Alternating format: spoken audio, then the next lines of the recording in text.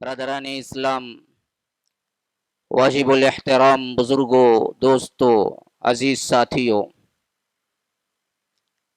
اللہ تبارک و تعالی نے انسان کے اندر کئی قسم کے جذبات رکھے ہیں، اور جس طرح ہاتھوں سے، پاؤں سے، آنکھوں سے، اعضاء سے الگ الگ اعمال صادر ہوتے ہیں، ایسے ہی دل سے بھی اعمال صادر ہوتے ہیں۔ دل کے بعض خصوصی عمل ہیں جو اللہ کے ہاں بڑے مقبول بھی ہیں، بعض ایسے بد عمل ہیں جو اللہ تبارک و تعالیٰ کو ناراض کر دیتے ہیں۔ بعینی ہی اسی طرح جس طرح جسم کے بہت سے اعمال اللہ تبارک و تعالیٰ کی قربت حاصل کرنے کے لیے کرتے ہیں، نماز، روزہ، حج، زکوٰۃ، یہ تمام اعمال میں بدن استعمال ہوتا ہے، اعضاء و جوارح استعمال ہوتے ہیں، تو اللہ تبارک و تعالیٰ کے ہاں مقبول ہیں۔ اور بہت سے وہ ہیں، چوری، زنا، فحش، گانے سننا، اس طرح کے بہت سے برے اعمال وہ بھی ہیں جو اللہ تبارک و تعالیٰ کو ناراض کر دیتے ہیں۔ بعینی ہی اسی طرح قلب کے بھی اعمال ہوتے ہیں، دل کے بھی اعمال ہوتے ہیں، جس کے اندر اللہ تبارک و تعالیٰ نے اچھائی بھی رکھی ہے، برائی بھی رکھی ہے، اور بعض اوقات بدنی اعمال سے زیادہ دل کے اعمال اللہ تبارک و تعالیٰ کے ہاں بہت مقبول ہوتے ہیں۔ جیسے وہ مقبول ہوتے ہیں، نیک ہوتے ہیں، تو بد ہونے پر وہ مقبوض بھی ہوتے ہیں اللہ تبارک و تعالیٰ کے ہاں، اللہ کو سب سے زیادہ غصہ بھی دلاتے ہیں۔ ایسے ہی بعض اعمال کا میں ذکر کرتا ہوں۔ دیکھیے، قلب کے اعتبار سے نیت ایک عمل ہے، آپ کے لیے نیت کا ہونا انتہائی ضروری ہے۔ رب العالمین کسی عمل کو نیت کے بغیر آپ کو قبول نہیں کرتا، اور آپ کی نیتوں پر ہی اجر دیتا ہے۔ آپ لاکھوں خرچ کریں لیکن نیت اس کا دکھاوا ہے تو اللہ تبارک و تعالیٰ کے ہاں اس کی کوئی ویلیو نہیں۔ آپ 1 روپیہ دیں لیکن اللہ تبارک و تعالیٰ کے ہاں اس کی بہت ویلیو ہے، اگر وہ نیت صحیح ہو کہ میں اللہ کے لیے، رضا کے لیے دیا، کسی اور کو دکھانے کے لیے نہیں دیا۔ حالانکہ نیت دل کا عمل ہے، کسی کو دکھنے میں نہیں آتا۔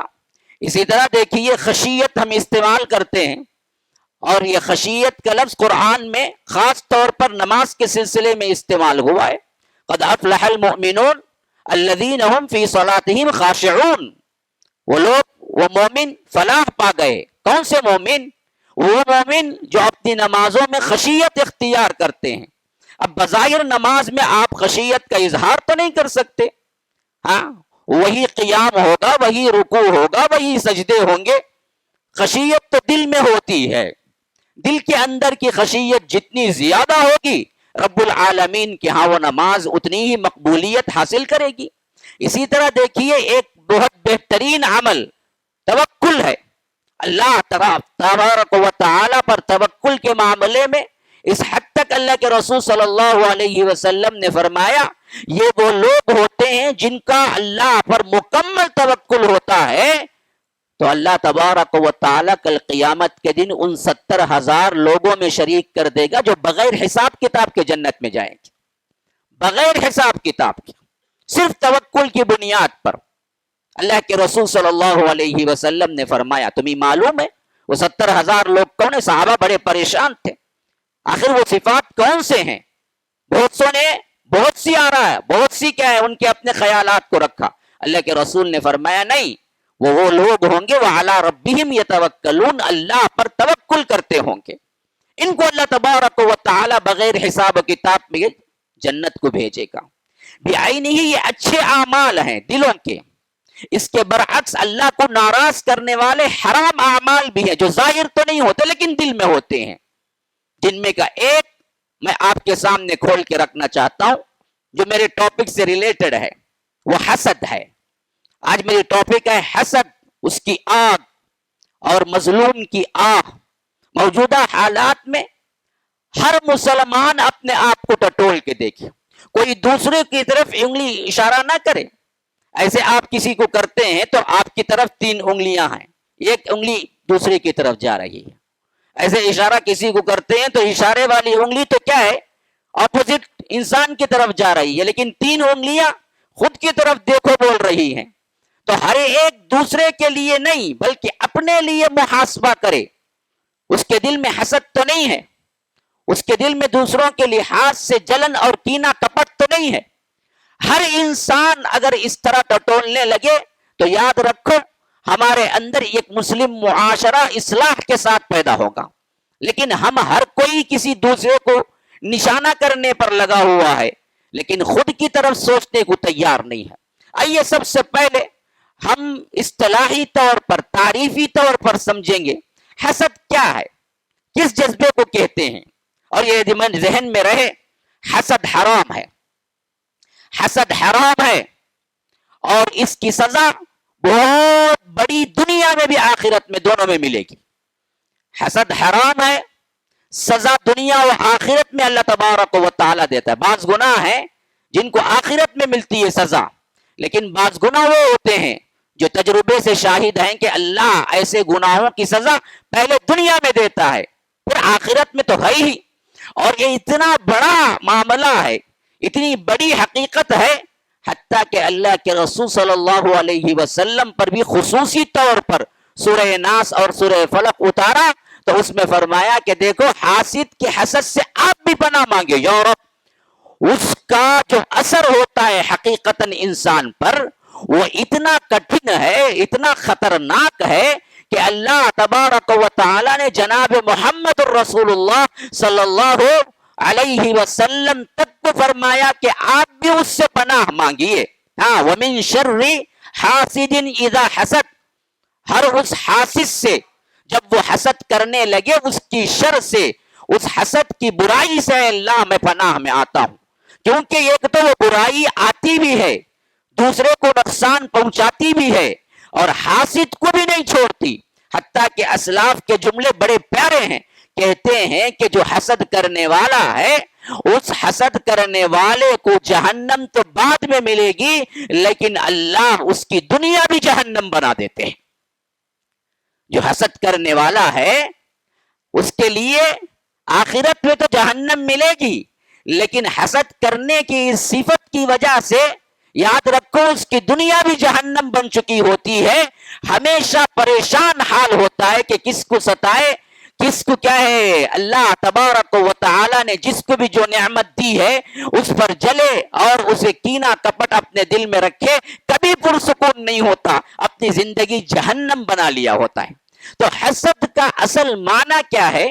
اللہ نے کسی کو کوئی فضل دیا ہے، کوئی انعام دیا ہے، کوئی وسیلہ دیا ہے، کوئی وسائل دیے ہیں، کوئی مالداری دی ہے، کوئی بھی خیر دی ہے، اس کو دیکھ کر یہ تمنا دل میں کرے. اچھی طرح سنو، اچھی طرح سنو، یہ میں تعریف بیان کر رہا ہوں. تعریف حسد کیا ہے یہ میں تعریف اصطلاحی طور پر بیان کر رہا ہوں کہ اللہ تبارک و تعالی نے کسی کو نعمت دی ہے، فضل دیا ہے، مالداری دی ہے، کوئی بھی خیر دی ہے، خواہ وہ حسن ہو، خواہ وہ جمال ہو، خواہ وہ دولت ہو، خواہ وہ دین ہو، خواہ وہ علم ہو، ہر کوئی جو اللہ نے اس کو خیر دیا ہے، اس کو دیکھ کر کوئی آدمی یہ تمنا کرے، تمنا دل میں، ہاتھ سے نہیں، ابھی کچھ نہیں کر رہا ہو، دل کا معاملہ ہے، وہ یہ تمنا کرے کہ اس سے وہ نعمت چھن جائے، مجھے مل جائے. یہ ہے حسد. اچھی طرح سمجھو، حسد کیا ہے؟ اللہ نے کسی کو کوئی خیر کی نعمت دی ہے تو اس نعمت کو دیکھ کر کوئی انسان یہ تمنا دل میں کرے کہ اللہ اس سے وہ نعمت چھین لے اور مجھے عطا ہو جائے. اچھا، اس کے برعکس ایک اور چیز ہے جو جائز ہے، وہ چیز ہے رشک. وہ کیا ہے؟ آدمی کسی خیر کو دیکھ کر، اللہ نے کسی پر انعام کیا ہے، اس انعام کو دیکھ کر، اللہ نے کسی کو فضل کیا ہے، اس فضل کو دیکھ کر آدمی اپنے دل میں تمنا کرے کہ اے اللہ اس کو اور بڑا، اس فضل کو، اس نعمت کو اے اللہ اسے اور دے، لیکن اے اللہ تو سب کو دینے والا ہے، وہ نعمت مجھے بھی دے، وہ نعمت مجھے بھی جو میرے پاس نہیں ہے. یہ رشک ہے, یہ جائز ہے. اللہ کے رسول صلی اللہ علیہ وسلم نے خاص طور پر دو معاملے میں رشک کرنے کی اجازت نہیں بلکہ ابھارا ہے. لا حسد الا فی الاثنین. یہ فرمایا کہ دیکھو حسد جائز نہیں. حالانکہ یہاں حسد کا معنی وہ نہیں ہے جو میں پہلے بیان کیا. حسد کا معنی وہ ہے جو رشک کا معنی ہے. فرمایا کہ دو چیزوں پر رشک کیا جا سکتا ہے. کیا کیا؟ ایک وہ آدمی جس کو اللہ نے مال دیا ہے اور وہ رات دن اللہ کی راہ میں خرچ کر رہا ہے, تو اس پر آپ رشک کر سکتے ہیں, کہہ سکتے ہیں کہ اللہ فلاں کو یہ مال دیا ہے کہ وہ رات دن خرچہ کرتا ہے, میرے پاس کوئی مال نہیں ہے, اللہ اس کو اور بڑا اور مجھے بھی ویسا ہی مالدار کر دے تاکہ میں بھی تیری راہ میں خرچ کرتا رہوں. یہ جائز چیز ہے. اسی طرح اللہ کے رسول صلی اللہ علیہ وسلم نے فرمایا کہ اسے قرآن یا علم دیا ہے اللہ نے, اس پر بھی رشک جائز ہے. یہ کہہ سکتا ہے کہ اے اللہ فلاں کو بڑی اچھی قرات ہے, فلاں کو بڑا اچھا علم ہے, ہم تو کیا ہیں طالب علم ہے, اے اللہ اس علم تک ہم کو بھی پہنچا اور میں بھی اسی طرح قرآن کی تلاوت کروں. تو ایک تو وہ تمنا ہے جس میں اس کے لیے دعا ہے اور ساتھ میں میرے لیے بھی اپنے لیے بھی دعا ہے. لیکن دوسرا برعکس حسد کیا ہے کہ بد دعا ہے کہ اے اللہ اس سے چھین لے. یہاں تک ایک درجہ ہے حسد کا, یعنی کسی کی نعمت کو یا کسی کے فضل کو کسی کے خیر کو یہ سوچے کہ اللہ اس سے چھین لے. یہ حسد کا پہلا درجہ ہے, کم درجہ ہے. اس سے بھی سخت ترین درجہ وہ ہے جس میں وہ تمنا کرے کہ اس سے چھین لے اور مجھے عطا ہو جائے. مثلا کسی کو آپ نے دیکھا کوئی اچھا سا کیا ہے لباس پہنے ہوئے, آپ کے پاس اس کی سکت نہیں ہے اور آپ کے دل سے آہ نکل رہی ہے کہ اے اللہ اس کو غارت کر دے, اس کو اس سے حیثیت میں نہ رکھ کے اچھا لباس پہن سکے اور ساتھ میں مجھے عطا ہو جائے. یہ نمبر دو, اس سے سخت ترین جس میں آپ نے صرف یہ تمنا کیا کہ اس سے نعمت چھن جائے. اس سے بدترین حسد نعمت چھن جائے مجھے مل جائے, اس سے بھی بدترین یہ سخت ترین ہے اور اس سے زیادہ سخت ترین درندے کے پاس بھی نہیں ہے. یاد رکھو وہ حسد ہے جس میں بندہ کیا کرے, یہ تو تمنا کرے کہ اللہ اس کو چھین لے اس نعمت کو اور وہ نعمت مجھے عطا ہو جائے, اور ساتھ میں ریشہ دوانیاں ہاتھ پاؤں کا استعمال کر کے سازشیں کر کے چھیننے کی کوشش کرے. یہ انتہا ہے, انتہا ہے, انتہا ہے جو انسان نہیں حیوانوں کی صفات میں آتا ہے. یاد رکھو یہ انتہا, آج اسی انتہا پہ کھڑے ہوئے, اسی انتہا پہ ہمارے لوگ کام کرے. مسلمان جس کو اللہ کے رسول نے فرمایا ایمان اور حسد ایک جگہ جمع نہیں ہو سکتے, لیکن حالت ہماری یہ ہے کہ ہر ایماندار آج ہمارے معاملے میں حسد کا معاملہ بالکل عیا نظر آتا ہے کہ کوئی انسان ایسا نہیں ہے جس کو حسد نہ آتا ہو. اور شیخ الاسلام امام ابن تیمیہ فرماتے ہیں کہ جسد ہے تو حسد ہے. یا رب, ان کا قول دیکھیے, ایک جملے میں کتنی بڑی بات کہی. انہوں نے کہا کہ اگر کسی کے پاس جسد ہے تو حسد ہے, یعنی جسد کہتے ہیں جسم کو, یعنی ہر انسان کو کبھی نہ کبھی حسد آ ہی جاتا ہے, حسد آ ہی جاتا ہے. ہر انسان کو یہ جذبہ کبھی نہ کبھی ٹچ کرتا ہے. تو حسد ہے, جسد ہے, تو فرمایا کہ حسد ہے. اور اس کے ساتھ ایک لفظ فرمایا, بڑا قیمتی لفظ ہے, کہ فرمایا کہ کمینہ, کمینہ اس کو ظاہر کر دیتا ہے. یعنی فرمایا کہ حسد ہے, جسد ہے تو حسد ہے, کمینہ اس کو ظاہر کر دیتا ہے, شریف اس سے پناہ مانگ کے رب العالمین کی طرف لوٹ جاتا ہے. حسد سب کو آتا ہے کبھی نہ کبھی کسی پر, لیکن کمینہ اس کو ظاہر کر دیتا ہے ریشہ دوانیوں کے ذریعے, سازشوں کے ذریعے. جس سے حسد کرتا ہے اس کو بدنام کرنے کی کوشش کرتا ہے, لیکن شریف اس جذبے کو دباتا ہے اور اللہ کے حضور میں واپس آتا ہے کہ اے اللہ میں اس سے بچتا ہوں. یہ ہے خلاصہ تعریف کے اعتبار سے حسد کیا ہے. اب آگے چلے. سب سے پہلا کائنات کے اندر گناہ کس وجہ سے ہوا؟ آپ کو معلوم ہے کائنات کے اندر سب سے پہلا گناہ کیا ہوا؟ شرک نہیں ہوا. اور شیطان قیامت تک کے لیے رائندہ درگاہ, جسے ہم کہتے ہیں مردود من الشیطان الرجیم, دھتکارا ہوا. کب؟ وَإِنَّ عَلَيْكَ لَعْنَتِي إِلَى يَوْمِ الدِّينِ, کہ قیامت کے دن تک اے اللہ اس کی لعنت, تیری لعنت اس پر پڑتی رہے گی. رب نے اعلان کیا یہ لعنتی, یہ دھتکارا ہوا. کیوں بنا پتہ ہے؟ اس کا گناہ کیا تھا پتا ہے؟ اس کا گناہ شرک نہیں تھا، اس کا گناہ حسد تھا۔ سب سے پہلا کائنات میں گناہ جو ہوا وہ حسد ہوا، اور یہ اتنا خطرناک گناہ ہے کہ جس کے ذریعے اللہ نے اس پر دھتکار دیا، لعنت کر دیا، قیامت تک کے لیے ہدایت نہیں ملنے کا اعلان کر دیا۔ لعنت کا مطلب کیا ہے؟ اب وہ کبھی اسلام قبول نہیں کرے گا۔ کوئی شخص یہ نہیں سوال کر سکتا کہ کیا شیطان ہدایت پا سکتا ہے؟ کیا شیطان اللہ تبارک و تعالیٰ کی اطاعت کر لے سکتا ہے؟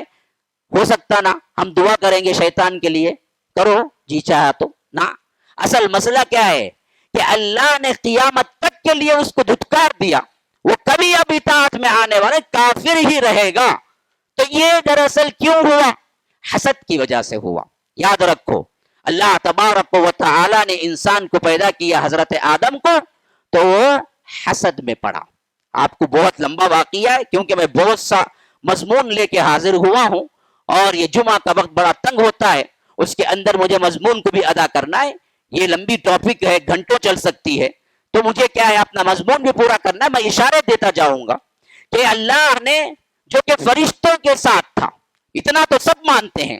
بعض لوگ کہتے ہیں کہ شیطان علم والا نہیں تھا، بعض لوگ کہتے ہیں کہ شیطان دراصل شیطان ہی تھا پہلے بھی، بس ظاہر نہیں ہوا تھا، اس واسطے بعد میں ظاہر ہو گیا۔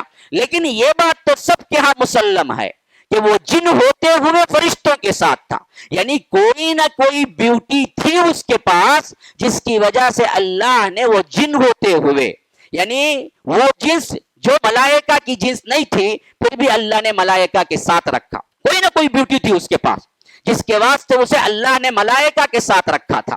لیکن اس فضل کو، اس نعمت کو کیسے اس نے برباد کیا؟ حسد کی وجہ سے۔ جب اللہ نے یہ اعلان کیا کہ میں آدم کو بنانے والا ہوں، تو اس کو آیا حسد، اور اس نے سوچا کہ کیوں یہ کام مجھ سے نہیں لیا گیا، اور اللہ تبارک و تعالی نے ملائکہ کو سجدہ کرنے کا حکم دیا، تو وہ میرے لیے کیوں نہیں ہوا؟ پھر وہاں سے وہ دشمنی جو پالا، اندھی دشمنی، ان الشیطان لکم عدو فاتخذوہ عدوا انما یدعو حزبہ لیکونوا من اصحاب السعیر، کہ اللہ تبارک و تعالی فرماتا ہے سورہ فاطر میں کہ اللہ تبارک و تعالی نے یہ شیطان کو جو بنایا تمہارے لیے دشمن ہے، اسے دشمن ہی سمجھو۔ یہ دراصل پورے اپنے ساتھیوں کو، اپنی جماعت کو بلاتا ہے تاکہ سب جہنمی ہو جائیں۔ میں جہنم میں گیا، تم سب بھی جہنم میں جاؤ۔ میں نے حسد کیا، حسد کی بنیاد پر رائندہ درگاہ ہوا اور مجھے دھتکارا گیا، تم سب بھی حسد کی آگ میں پڑو اور تم سب بھی جہنم میں جاؤ۔ اس واسطے حسد کے جذبات کو ابھارتا ہے کہ دیکھو فلاں کیسا اچھا ہے، فلاں کیا ہے اس کے پاس یہ بیوٹی ہے، فلاں دیکھو تمہارے سے آگے نکل گیا ہے، فلاں دیکھو تمہارے ہی ساتھ پڑا تھا لیکن اللہ نے اسے کیا کیا نعمتیں دی ہیں، فلاں دیکھو ایسا ہے، فلاں دیکھو ایسا ہے۔ پھر اس کے خلاف ایک تو چاہتا یہ ہے کہ اللہ اس کی نعمت کو چھین لے اور اس کو عطا کر دے، یا اس سے آگے چل کر کوئی چاہتا ہے کہ اگر اللہ نہیں چھینے تو ہم چھینیں گے، ہم چھینیں گے، ہم چھینیں گے۔ اس کے واقعات میں آگے لاؤں گا، کیسے کیسے بھائیوں کے اندر تک حسد گھروں کو برباد کر دیتا ہے۔ تو سب سے پہلا گناہ جو ہوا وہ حسد کی آڑ میں، پہلا گناہ حسد، اور شیطان اس حسد کا شکار ہوا۔ اس نے کہا، اللہ تبارک و تعالی نے پوچھا آخر تجھے سجدہ کرنے سے کون مانے، کون تجھے روکا؟ ما منعک ان تسجد لما خلقت بیدی، میں نے دونوں ہاتھوں سے جس کو بنایا اس کو سجدہ کرنے سے کس چیز نے تجھے انکار کیا؟ تو اس نے کہا کہ انا خیر من، دیکھو میں اس سے بہتر ہوں آدم سے، خلقتنی من نار وخلقتہ من طین، تو نے مجھے آگ سے پیدا کیا، آدم کو مٹی سے پیدا کیا۔ آگ اوپر اٹھتی ہے، مٹی نیچے ہوتی ہے، تو میں افضل ٹھہرا، تو نے یہ پوزیشن آدم کو کیوں دی؟ تو اللہ تبارک و تعالی کو بے انتہا غصہ آیا، فرمایا کہ انت تکبر فیہا، میرے ہاں رہتے ہوئے جو فخر کرتا ہے، تکبر کرتا ہے، حسد کرتا ہے، فخرج، نکل جا یہاں سے، انک من الصاغرین، تو ہمیشہ ذلیل و خوار ہو کر ہی رہے گا۔ یاد رکھو یہی انجام سب کا بھی ہے۔ جتنے لوگ حسد کی وجہ سے سازشیں کرتے ہیں اور اس سازش کا شکار اگر محسود ہوتا بھی ہے، تو یاد رکھو حاسد بچ نہیں سکتا اس انجام سے۔ جو حسد کر کے سازشیں کیا وقتی طور پر تو کامیاب ہو سکتا ہے لیکن آخری اس کی اینڈنگ ذلیل و خوار ہو کے مرنا ہے. دنیا میں ضرور ذلت اٹھاتا ہے ہر حاسد، کیونکہ اللہ نے یہ اصول قیامت تک کے لیے رکھا. شیطان نے حسد کیا تو فرمایا کہ انک من الصاغرین، تو وہ بھی دراصل کیا ہے، اپنے تللے اللے ان کے جو کچھ بھی کیا ہے تکبر ہے اس میں آ گیا. اس نے کہا انظرنی الی یوم یبعثون، قیامت تک کے لیے اللہ تو مجھے مہلت دے دے. انک من المنظرین، اللہ نے کہا کہ چل، وہ مہلت بھی دی. تو اس نے کہا کہ لأقعدن لهم صراطک المستقیم، کہ میں تیری جو اللہ کے بندوں کے لیے صراط مستقیم تو بنایا ہے اس میں بیٹھ جاؤں گا. پھر کیا کروں گا؟ ثم لآتینہم من بین ایدیہم ومن خلفہم وعن ایمانہم وعن شمائلہم ولا تجد اکثرہم شاکرین، کہ میں آگے سے بہکاؤں گا، پیچھے سے بہکاؤں گا، دائیں سے بہکاؤں گا، بائیں سے بہکاؤں گا، ہر طرف سے اس کو بہکا کر یہاں تک کر کے چھوڑوں گا ان انسانوں کو. ولا تجد اکثرہم شاکرین، ان بندوں میں سے بہت کم ہی لوگ تیرے شکر گزار ہوں گے. آج یہی حال ہے ہمارا. کتنے لوگ ہیں جو اللہ کے صحیح طور پر شکر گزار ہیں؟ سب تو پڑے ہوئے ہیں ناشکری میں، سب تو پڑے ہوئے ہیں ایک دوسرے کو حسد کرنے میں، ایک دوسرے کی نعمت کو زوال اور ایک دوسرے کی نعمت کو چھین لینے کی دعاؤں میں. اچھا خیر آگے بڑھو. یہ تو ہوا پہلا. اور اسی طرح پہلا زمین پر قتل کیوں ہوا؟ یہ بھی حسد ہے. یاد رکھو کائنات میں پہلا گناہ حسد، دنیا کے اندر پہلا قتل حسد. یاد رکھو آدم کے دو بیٹے تھے، وَاتْلُ عَلَيْهِمْ نَبَأَ ابْنَيْ آدَمَ بِالْحَقِّ، دو بیٹے تھے آدم کے، ایک حابیل ایک قابیل. حابیل اللہ والے تھے، قابیل حسد میں مبتلا ہوا. اللہ تبارک و تعالی نے ان دو سے کہا اذ قربا قربانا فتقبل من احدهما ولم يتقبل من الاخر. قرآن میں واقعہ موجود ہے سورہ مائدہ کے اندر. تو اللہ تبارک و تعالی فرماتا ہے کہ ان دونوں سے اللہ تبارک و تعالی نے کہا کہ تم قربانی دو ایک اللہ کے لیے، اور اس میں اللہ تبارک و تعالی ایک کی قربانی کو قبول کیا، ایک کو رد کر دیا. تو اللہ تبارک و تعالی کہتا ہے انما یتقبل اللہ من المتقین، کہ اللہ تبارک و تعالی جس کسی کی بھی قربانی قبول کرتا ہے وہ متقین لوگ ہوتے ہیں، اللہ سے ڈرنے والوں کی قربانی اللہ قبول کرتا ہے. تو اس حیثیت سے وہ دراصل حسد میں پڑا کہ یہ اللہ نے حابیل کی قربانی کیوں قبول کر لی اور میری رد کیوں کر دی، حالانکہ تھا اب گنہگار، لیکن اسے نظر نہیں آیا، حسد میں پاگل ہو گیا، اندھا ہو گیا. اب سازش ہے، یہ آخری شکل جو میں نے بتائی نا 3 شکلیں، اس کی یہ آخری شکل. اب یہ حسد میں صرف خاموش نہیں بیٹھا، اس نے کہا کہ میں تجھے لأقتلنک، قتل کر کے رہوں گا، قتل کر کے رہوں گا. حابیل بڑے اللہ والے تھے. یا رب، جب اللہ والے اپنے معاملات اللہ کے سپرد کر دیتے ہیں نا، پھر تو وہ قیامت تک کے لیے زندہ و جاوید بن جاتے ہیں. یاد رکھیے جیسے ہی قابل نے کہا کہ میں تمہیں قتل کر دوں گا، انہوں نے کہا کہ دیکھ لئن بسطت الی یدک لتقتلنی ما انا بباسط یدی الیک لاقتلک انی اخاف اللہ رب العالمین. اگر تو مجھے قتل کرنے کے لیے ہاتھ بڑھائے گا، ہاں لئن بسطت الی یدک لتقتلنی، اگر تو مجھے قتل کرنے کے لیے ہاتھ بڑھائے گا، میں تجھے قتل کرنے کے لیے ہاتھ نہیں بڑھاؤں گا. میں قتل ہو جاؤں گا لیکن ہاتھ نہیں بڑھاؤں گا. ہاں تو جو چاہے کر لے، میں برائی نہیں کروں گا. لیکن بسطت الی یدک لتقتلنی ما انا بباسط یدی الیک لاقتلک، میں ہاتھ بڑھا کے تجھے قتل نہیں کروں گا. کیوں؟ انی اخاف اللہ رب العالمین، میں اللہ سے ڈرتا ہوں جو تمام جہانوں کا پالنہار ہے، پروردگار ہے.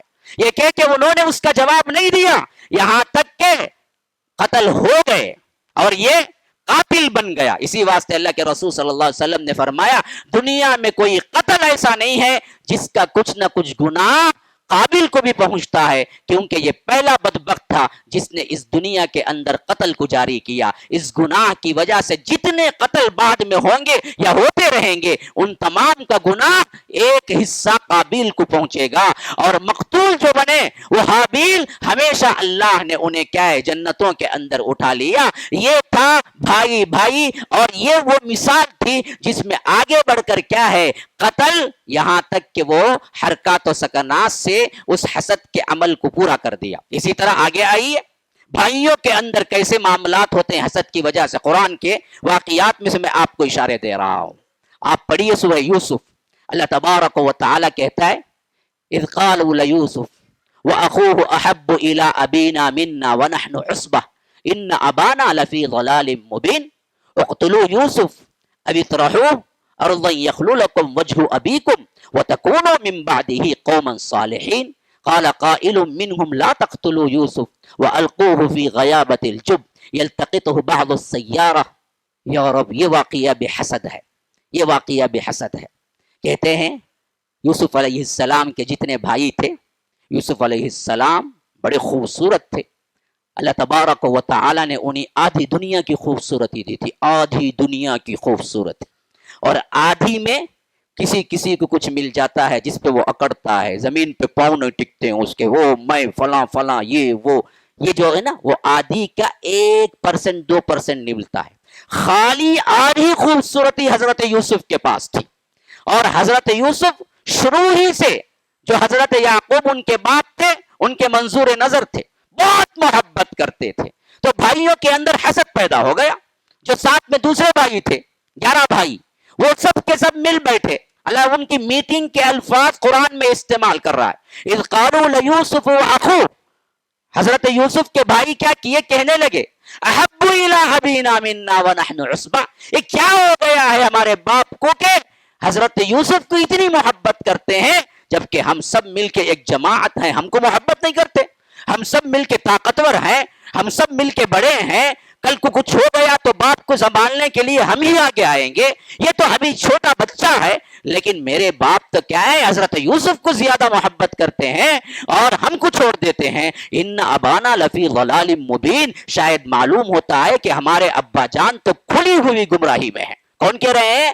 حضرت یوسف علیہ السلام کے بھائی، حضرت یعقوب علیہ السلام کے بیٹے کل مل کے کہہ رہے ہیں کہ ہمارے ابا جان دراصل بہت بڑی گمراہی میں ہیں. تو خالی یوسف کو چاہ رہے ہیں، ہم کو نہیں چاہ رہے ہیں، جبکہ ہم جماعت ہیں. اب ان میں سے ایک کہتا ہے اقتلوا یوسف، ایسا کریں گے کہ یوسف کو قتل کر دیں گے. حسد کی انتہا دیکھو. آج کے موجودہ حالات میں حیدرآباد کے لحاظ سے اشارے دے رہا ہوں، کافی ہے، کھول کے بولنے کی کوئی ضرورت نہیں ہے، عقل مند کے لیے اشارہ کافی ہے. میں بتا رہا ہوں، دیکھو آپ کو کہاں تک پہنچ گئی بات، سازشوں میں پڑ گئے. حسد وہ ایک ایسا قبیح گناہ ہے جو انسان کو بدترین سازشوں کے حوالے کرتا ہے، حتیٰ کہ اس سازش میں آخری حد کو اندھا کر کے پہنچا دیتا ہے جس سے وہ کبھی نکل نہیں سکتا. وہ کیا ہے؟ قتل تک. قتل کر دو، اس کو مارو. اقتلوا یوسف او اطرحوه ارضا یخل لکم وجہ ابیکم، کہیں پھینک دیں گے. ان میں ایک تھوڑا سا اچھا ہوتا ہے، تھوڑا سا اچھا. کون؟ ان تمام بھائیوں میں وہ ایک کہتا ہے جسے بعض مفسرین کہتے ہیں اس کا نام یہودا تھا. ایک یہودا نام کا ایک بھائی تھا، اس میں وہ ایک بھائی تھوڑا سا اچھا ہوتا ہے دل کا. وہ کہتا قال قائل منهم لا تقتلوا یوسف، دیکھو ایسا مت کرو کہ یوسف کو قتل مت کرو.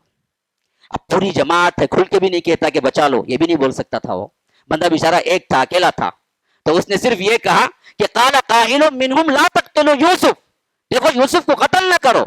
اتنا کرو کہ وَأَلْقُوهُ فِي غَيَابَةِ الْجُبِّ يَلْتَقِطْهُ بَعْضُ السَّيَّارَةِ إِن كُنتُمْ فَاعِلِينَ، کہ ایسا کرو کہ کسی کیا ہے پیسے کنویں میں، کوئی کیا ہے دور دراز کا جہاں پانی نہیں ہوتا ہے، ایسے کنویں میں پھینک دو تاکہ کوئی سیارہ، کوئی قافلہ آئے تو وہ اٹھا کے لے چلے. کم از کم کسی دوسری دنیا میں جا کر تو یوسف جی لے گا، لیکن قتل کرنے سے مر جائے گا. کم از کم یہ کر دو اگر کرنا ہی ہے. بعد میں اسی پر سب کا فیصلہ ہوتا ہے کہ یوسف کو ہم قتل نہیں کریں گے علیہ السلام، بلکہ کیا ہے کسی اندھے کنویں میں پھینک دیں گے. تو یہ دو واقعات میں نے آپ کو مثالاً دے دیا کہ جن واقعات کے حساب سے آپ کو معلوم ہوتا ہے کہ حسد وہ چیز ہے جو انسان کو اندھا کر کے رکھ دیتی. اسی واسطے اب ذرا احادیث کی طرف پلٹیں. اللہ کے رسول صلی اللہ علیہ وسلم نے فرمایا کہ دیکھو اس وقت تک تم خیر میں رہو گے، ہاں لا یزال الناس بخیر ما لم یتحاسبوا، دیکھو اس وقت تک میری امت خیر میں رہے گی جب تک ایک دوسرے سے تم حسد نہ کرو گے. حاسدین سے پناہ اور اپنے دل کو کھنگالو.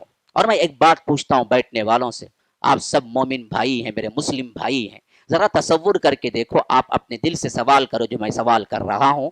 کیا آپ چاہیں گے کوئی آپ سے حسد کرے؟ کیا آپ چاہیں گے، آپ اپنے آپ چاہیں گے کہ کوئی دوسرا آپ سے حسد کرے؟ جب آپ اپنے لیے پسند نہیں کرتے کہ کوئی آپ سے حسد کرے تو آپ کسی دوسرے سے کیوں حسد کرتے ہو؟ کیوں کوئی نعمت کو اگر اللہ نے اس کو دیا ہے تو چاہتے ہو کہ وہ نعمت اس سے چھن جائے؟ کیوں اللہ نے کسی کو مال دیا ہے تو چاہتے ہو تو اس سے مال اسے کہ اللہ فقیر کر دے؟ کیوں اللہ کسی کو علم دیا ہے تو چاہتے ہو کہ اسے اللہ ذلیل کر دے؟ کیوں یہ چاہتے ہو کہ اللہ نے کسی کو عہدہ دیا ہے تو اللہ اس کے عہدے کو چھین لے؟ اگر ایسا نہیں ہوتا تو خود بخود سازشوں میں پڑھ کے اس طرح بدنام کیوں کرتے ہو لوگوں کو جس کو رب العالمین نے کچھ دیا ہے تو اللہ بہتر جانتا ہے کس کو کیا دینا ہے؟ تو گویا کہ تم اللہ کی تقدیر پر اعتراض کرتے ہو کہ اللہ نے اس کو کیوں دیا۔ اور یہ بھی یاد رکھو، ہر ایک بیوٹی رکھنے والا، ہر ایک نعمت رکھنے والا ہمیشہ حاسدوں کے نظر میں ہوتا ہے۔ یہ تاریخ بتاتی ہے اللہ نے جب بھی کسی کو کچھ بھی بیوٹی دی ہے، خواہ وہ خوبصورتی ہو، خواہ وہ علم ہو، خواہ وہ کوئی اور چیز ہو، اللہ نے جب کسی کو کوئی نعمت دی ہے تاریخ ہمیں یہی بتاتی ہے کہ اس سے لوگوں نے حسد کیا، یہ حالت ہمیشہ باقی رہے گی۔ اس واسطے ہی اللہ کے رسول جو تمام بیوٹیوں کے مجموعہ تھے، تمام افضلیت، تمام خوبیوں کے مجموعے تھے، اللہ کے رسول سے خاص فرمایا گیا کہ اللہ کے رسول آپ حاسدین کے حسد سے پناہ میں آ جایا کریں، دعا کرتے رہا کریں کہ کہیں اللہ تبارک و تعالی مجھے حاسدوں کے حسد کا شکار نہ بنا دے، کیونکہ ہو سکتا ہے کہ یہ بدبخت اللہ کے رسول کے حسد میں آخری حد اٹھا لیں۔ کیوں؟ یاد رکھو، یہودی اسی طرح اللہ کے رسول کو پہچانتے تھے جس طرح کوئی باپ اپنے بیٹے کو پہچانتا ہے۔ یاد رکھو، یہ میری بات نہیں ہے، یہ قرآن کی بات ہے، قرآن کی۔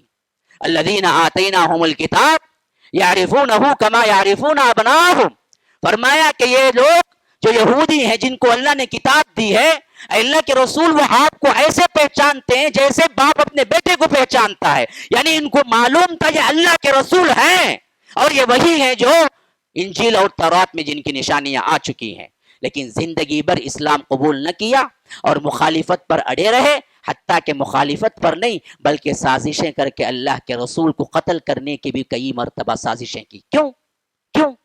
وجہ کیا ہے؟ پہچانتے تھے نا، وجہ ایک ہی ہے جو رب العالمین ذکر کرتا ہے، وہ کیا ہے؟ حسدا من عند انفسہم، ان بدبختوں نے حسد میں پڑ گئے، ان لوگوں نے حسد کیا کہ اللہ کے رسول بنی اسماعیل میں کیوں آئے اور ہماری نسل بنی اسرائیل میں کیوں نہ آئے؟ اگر وہ بنی اسرائیل میں آتے تو قبول کر لیتے، صرف اس واسطے کہ یہ بنی اسماعیل میں آئے اور ہم دراصل نیچے ہو گئے، یہ اوپر ہو گئے۔ اور اسی طرح مشرکین مکہ بھی اسلام قبول نہیں کیا، خاص کر ابو جہل، ابو لہب۔ کیوں نہیں کیا؟ وہ نہیں جانتا تھا 40 سال جو ساتھ میں رہا ہو، اللہ کے رسول صلی اللہ علیہ وسلم کے عادات و اطوار کو نہیں جانتا تھا، اس کو معلوم نہیں تھا کہ یہ جو کہہ رہے ہیں سچ کہہ رہے ہیں، لیکن قبول نہ کیا۔ کیوں نہ کیا؟ اصل میں معاملہ حسد تھا۔ وہ کہتا تھا کہ اللہ کے رسول میں آپ کو جھوٹا نہیں کہہ سکتا، میں آپ کو جادوگر نہیں کہہ سکتا، میں آپ کو کیا ہے یہ نہیں کہہ سکتا کہ آپ دراصل جھوٹا دعویٰ کر رہے ہیں، لیکن یہ بات میرے دل کو قبول نہیں ہوتی کہ بنو ہاشم نے فلاں کام کیا تو ہم نے بھی کیا، بنو ہاشم نے یہ کیا تو ہم نے بھی کیا، لیکن آخری میں آ کے تم کہتے ہو کہ اللہ نے نبوت دے دی تو ہم کہاں سے نبوت ڈھونڈ کے لائیں گے؟ یہ تو ہم نہیں کر سکتے، اس واسطے ہم مخالفت کریں گے۔ ہمیں حسد ہے اصل میں کہ آپ کو کیسے اللہ کے رسول بنا دیا گیا اور ہم میں سے کیوں نہیں بنایا گیا۔ یہی حسد تھا کہ قیامت تک ان لوگوں نے کیا ہے؟ جہنم کے لیے اپنے آپ کو سپرد کر دیا، لیکن اسلام قبول نہیں کیا۔ تو یہ حسد کی انتہا جب ہوتی ہے تو وہاں پر مظلوم کی آہ شروع ہوتی ہے۔ یاد رکھو، اب یہ دوسری ٹاپک میرے پاس وقت نہیں، پہلے ہی بتا دیا تھا میں، میرے پاس وقت نہیں ہے، اشاروں سے کام لوں گا، لیکن ٹاپک ہے مجھے مضمون کچھ دینا ہے۔ تو یہ ظلم وہیں سے شروع ہوتا ہے جہاں حاسد اپنے حسد کی تکمیل پہ پہنچتا ہے، اور اس کے نتیجے میں جس پر ظلم ہوا ہے وہ مظلوم کی آہیں بھرتا، وہ مظلوم کی جو آہیں ہوتی ہیں اللہ تبارک و تعالی اس کو کبھی بھی رد نہیں کرتا، خواہ وہ کوئی بھی ہو۔ مظلوم کی دعا کو قبول ہونے کے لیے مسلمان کا ہونا شرط نہیں ہے، یاد رکھو، علماء یہی کہتے ہیں۔ مظلوم کی دعا ہمیشہ اللہ کے یہاں مقبول ہوتی ہے۔ پکارنے والا کون ہے یہ اللہ نہیں دیکھتا، متقی ہے، پرہیزگار ہے، یہ ہے، فلاں ہے، نہیں دیکھتا، بلکہ اللہ صرف ایک دیکھتا ہے کہ کیا یہ مظلوم ہے، مظلوم ہے تو اللہ قبول کرتا ہے. اسی واسطے آخری وقت میں معاذ بن جبل کو اللہ کے رسول صلی اللہ علیہ وسلم نے یمن کا گورنر بنا کے بھیجا تو آخری وقت تھا جدائی کا. اس وقت آخری نصیحت کرتے ہوئے اللہ کے رسول نے فرمایا یا معاذ، یاد رکھو معاذ، ایاک ودعوۃ المظلوم، کہ یاد رکھو مظلوم کی بد دعا سے بچنا، کیونکہ تم حاکم بن کے جا رہے ہو، تم یمن کے حاکم گورنر بن کے جا رہے ہو. تمہاری گورنری، تمہارا عہدہ تمہیں اس بات پر مجبور نہ کر دے کہ تم کسی مظلوم پر ہاتھ اٹھا دو، کسی کی زمین قبضہ کر لو، یا کسی پر کچھ تانا دے دو، کسی کو کچھ مار دو. ہو سکتا ہے وہ بددعا کر دے. یاد رکھو جب مظلوم کی بددعا زبان سے نکلتی ہے فَإِنَّ بَيْنَهَا وَبَيْنَ اللَّهِ حجاب، کہ پھر اللہ اور اس کے درمیان کوئی حجاب نہیں رکھتا، بلکہ ڈائریکٹ اللہ تبارک و تعالی قبول کرتا ہے. اسی واسطے کبھی کبھی بڑے بڑے صحابہ بھی جب ان پر ظلم کیا گیا تو وہ چپ نہ رہ سکے. مظلوم کبھی کبھی یہی حالت میں ہوتا ہے میرے بھائی. انہوں نے بھی کیا ہے دعا کے لیے ہاتھ اٹھا دیا. 2-3 واقعات کہہ کے میں بات کو ختم کر دیتا ہوں. حضرت سعد ابن ابی وقاص بڑے بہترین گورنر تھے اپنے زمانے کے، جن کو حضرت عمر ابن الخطاب نے گورنر بنا کے بھیجا تھا. گورنری کے عہد میں ایک مرتبہ حضرت عمر کے پاس شکایت آئی کہ حضرت سعد ابن ابی وقاص صحیح گورنری نہیں کرتے ہیں. تو انہوں نے پوچھا سعد ابن ابی وقاص سے کیا مسئلہ ہے؟ لوگوں نے کہا کہ اصل میں ان کا معاملہ یہ ہے کہ یہ نماز صحیح نہیں پڑھاتے. یا رب، کس کو؟ سعد ابن ابی وقاص جو عشرۃ المبشرہ کے اندر ہیں. عشرت، دیکھیے اچھے اچھوں پر الزام لگ جاتا ہے. انسان کو یہ میڈیا کے جو شوشے چھوڑتے ہیں اس پر بھروسہ نہیں کرنا چاہیے. ہر کوئی اپنے مفاد کے لیے بنا رہا ہے جو کچھ بھی بنا رہا ہے میڈیا پہ. ذرا غور کرو، اللہ کے رسول کے وہ صحابی جو عشرۃ المبشرہ کے اندر ہیں ان کے لیے کہا جا رہا ہے کہ یہ نماز صحیح نہیں پڑھاتے. تو سعد ابن ابی وقاص سے پوچھتے ہیں کہ واقعی تم نماز صحیح نہیں پڑھاتے؟ کہتے ہیں کہ امیر المومنین میں کیسے غلط نماز پڑھا سکتا ہوں؟ جو اللہ کے رسول کے پیچھے نماز پڑھا ہو زندگی بھر، میں تو وہی نماز انہیں پڑھاتا ہوں جو نماز اللہ کے رسول نے مجھے سکھائی ہے. بعض روایتوں میں تفصیل بھی آئی ہے، کہا کہ 2 رکعت پہلے ذرا طویل پڑھاتا ہوں، بعد کے 2 رکعت تھوڑا سا کم پڑھاتا ہوں، کیونکہ اللہ کے رسول نے ہمیشہ ایسے ہی پڑھایا کہ پہلے 2 رکعت میں زیادہ طویل قیام کرتے تھے بنسبت دوسرے 2 رکعت کے. میں وہی پڑھاتا ہوں جیسے اللہ کے رسول پڑھاتے ہیں. تو کہتے ہیں کہ مجھے یہی گمان تھا سعد، میں نے بدگمانی میں تم سے نہیں پوچھا، لیکن جب الزام آیا تو میں نے پوچھ لیا. دیکھیے یہ بھی ایک بہت بڑا سلوشن ہے. الزام ہو تو پوچھ لیا کریں جس پر الزام لگایا گیا ہے. تو اس واسطے پورا یقین تھا حضرت عمر کو کہ ایسا نہیں کر سکتے، لیکن پھر بھی پوچھ لیا اور کہا کہ جاؤ. جب بھیج دیا اپنی گورنری پر، ساتھ میں ایک بہترین اللہ کے رسول صلی اللہ علیہ وسلم کے اس صحابی کے پیچھے لگایا بہترین شخص کو کہ واقعتاً غور کرو کہیں یہ غلط تو نہیں کر رہے ہیں. تو وہ گئے اور وہاں کی گورنری کوفے کے اندر سب لوگوں سے پوچھا سعد کے بارے میں کیا خیال ہے تمہارا؟ کہ سب نے اچھا کا جواب دیا سوائے ایک کے. ایک بدبخت تھا، وہ اٹھا کہا کہ ہاں سعد نماز صحیح نہیں پڑھاتے اور فوج کا مال جو غنیمت کا آتا ہے اس کو صحیح طور پر تقسیم نہیں کرتے، اور اسی طرح ہمارے درمیان انصاف نہیں کرتے. 3 باتیں اس نے کہی تھی. 3 باتیں اس نے کہی. کہا کہ ایک تو نماز صحیح نہیں پڑھاتے، غنیمت صحیح تقسیم نہیں کرتے، اور ہمارے درمیان انصاف نہیں کرتے.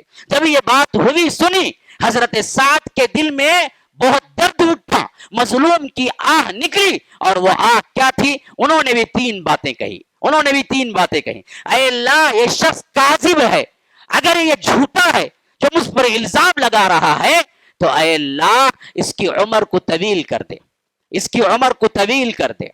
ایک بات، اس کی عمر کو طویل کر دے، اس کی غریبی کو طویل کر دے، فقیر بنا دے، اور اس کو فتنے میں مبتلا کر دے. یہ تین باتیں کہی. پھر اس کے بعد لوگوں نے دیکھا کہ سعد ابن ابی وقاص کی بد دعا کس طرح لگی. کہتے ہیں کہ اللہ نے اسے اتنا بوڑھا کر دیا، اتنا بوڑھا کر دیا کہ یہ پلکیں جو ہیں اس کے بعد سفید ہو کے نیچے گرنا شروع ہو گئے، حتیٰ کہ کبھی کبھی بال اتنے نکلتے کہ اس کے آنکھوں میں پڑ جاتے تھے.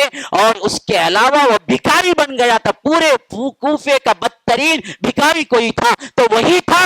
اور فتنے میں اللہ نے ایسے اس کو مبتلا کیا اس بوڑھے پن میں جہاں اس کی بھویں سفید ہو کر وہ آنکھوں میں گر رہی تھی. ایسے وقت پر بھی کوفے کی گلیوں میں چلتی ہوئی لڑکیوں کو دیکھ کر آنکھ مارا کرتا تھا. ایسا اللہ نے اسے ذلیل کر کے مارا.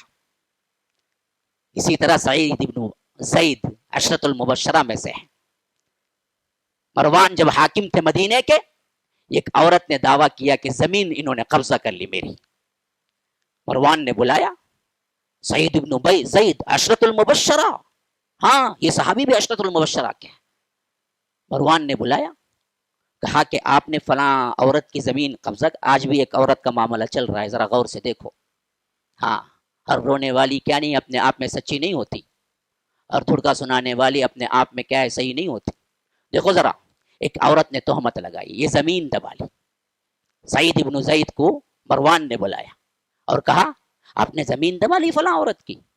کہا اے لوگوں جو زمینوں پر قبضہ کیے بیٹھے ہو، یاد رکھو ان کی آہیں تمہارے ساتھ ہیں. میں نے سنا کہ بعض جگہوں میں بہت زیادہ زمینوں کو قبضہ کیا جاتا ہے، غریبوں کو مار کے ہکال دیا جاتا ہے. اللہ کی قسم دنیا کی عدالتیں آپ کو چھٹکارا دے دی تو رب العالمین کی عدالت آپ کو نہیں دے گی، اس کی بد دعا تمہیں لگے گی. ہاں اچھا، یہاں اس نے غلط لگایا تھا. سعید ابن زید آئے، مروان سے کہا میں زمین کو قبضہ کروں گا، جبکہ میں نے خود اپنے کانوں سے اللہ کے رسول صلی اللہ علیہ وسلم سے سنا جو کوئی دنیا کے اندر ایک بارش اتنی، ایک جان اتنی زمین بھی قبضہ کرتا ہے، اللہ کل قیامت کے دن 7 زمینوں کا بوجھ اس کے اوپر رکھے گا اور وہ لے کے حشر کے میدان میں چلے گا. یہ حدیث میں نے خود اپنے آنکھوں سے، اپنے کانوں سے سنا. میں کیسے کیا ہے کسی کی زمین کو ناجائز قبضہ کروں؟ تو مروان نے کہا پھر تے آپ سے کوئی پوچھ نہیں ہوگی، آپ تو حدیث سنا رہے ہیں، صحابی رسول ہیں، آپ سے ہم کیا بات پرس کریں گے، جائیے آپ. لیکن ان کو بڑا دکھ ہوا کہ اس بدبخت نے مجھ جیسے شخص پر الزام لگایا.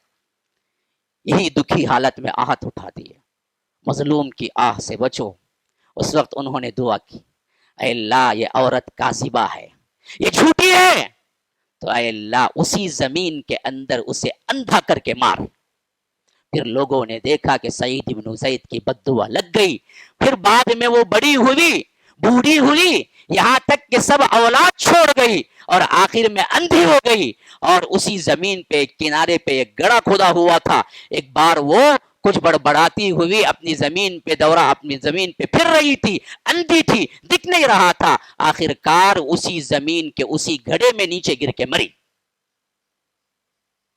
صحیح ترین واقعات صرف 2 ہی میں نے بتایا، بے شمار واقعات، وقت اجازت نہیں دیتا. تو حسد سے بچو، مظلوم کی آہ سے بچو. ان دونوں بہت بری وہ خرابیاں ہیں جس کو رب العالمین قیامت میں تو بدلہ دے گا ہی، لیکن دنیا میں بھی چھٹکارا نہیں ہوتا. دنیا میں بھی ذلیل و خوار ہوتا ہے وہ بندہ، پھر آخرت میں بھی اس کو سزا ضرور ملتی ہے. اللہ تبارک و تعالی ان قبیح حرکتوں سے ہمیں بچائے. اللہ تبارک و تعالی ہم سب کے گناہوں کو معاف فرمائے. اللہ تبارک و تعالی ہمارے بیٹھنے کو قبول فرمائے. اللہ تبارک و تعالی ہم سب کو جیسے یہاں اکٹھا فرمایا ہے، امام الانبیاء سید المرسلین و آخرین جناب محمد الرسول اللہ صلی اللہ علیہ وسلم کے جنت الفردوس میں بھی ان کے ساتھ اکٹھا فرمائے. ھذا وباللہ التوفیق، صلی اللہ وسلم علی نبینا محمد. اسأل اللہ لی ولکم ولسائر المسلمین من کل ذنب فاستغفروه انه هو الغفور الرحیم.